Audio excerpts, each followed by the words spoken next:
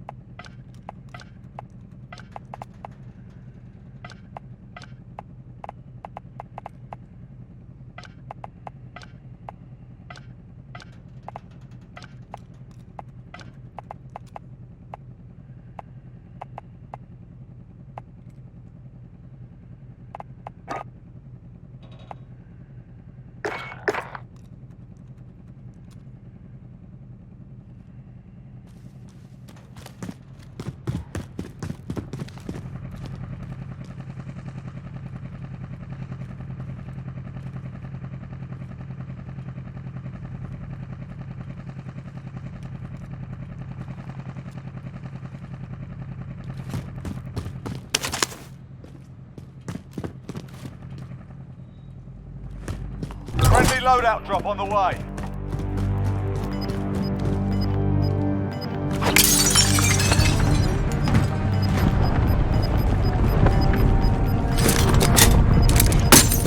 Gas is closing in. Relocating the safe zone.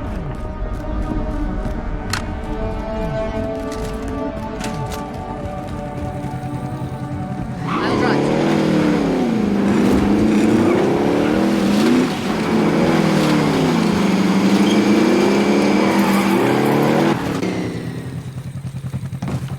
Enemy UAV overhead.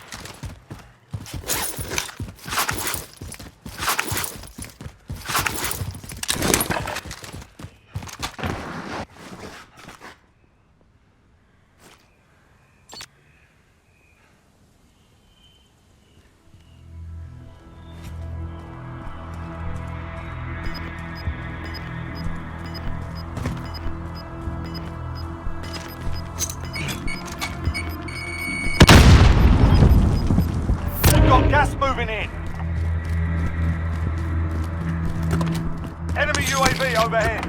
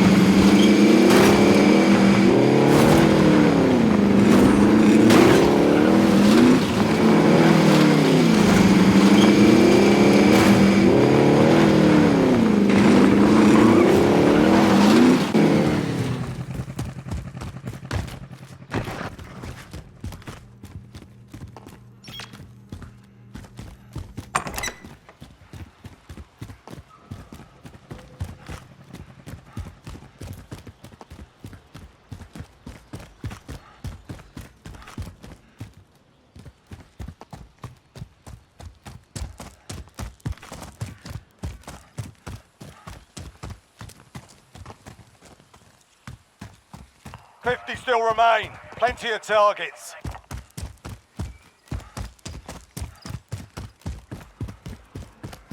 Enemy UAV overhead.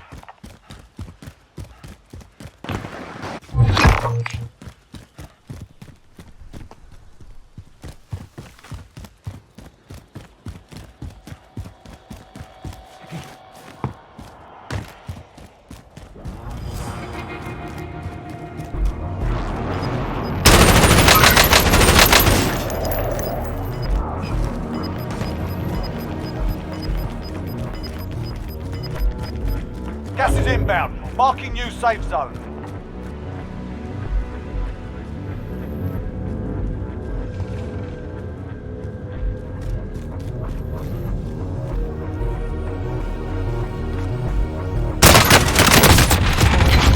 A stubborn one.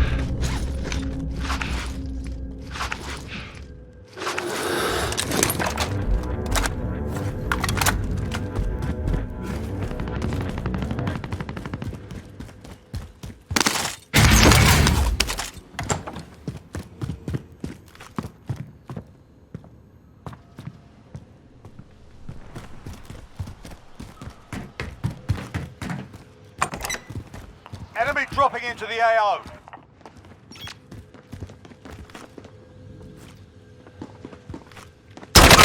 UAV overhead.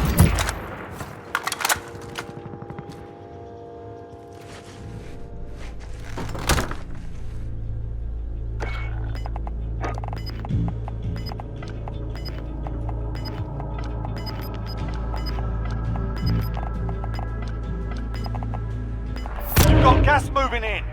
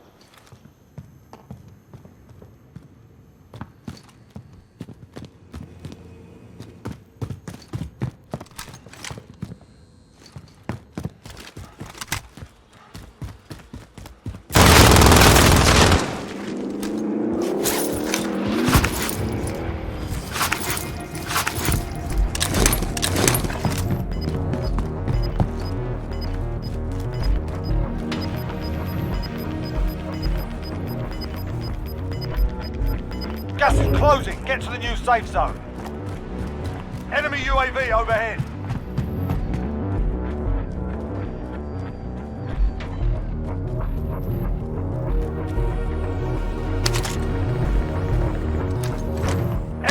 UAV overhead. Enemy UAV overhead. Enemy launched an advanced UAV. We're exposed.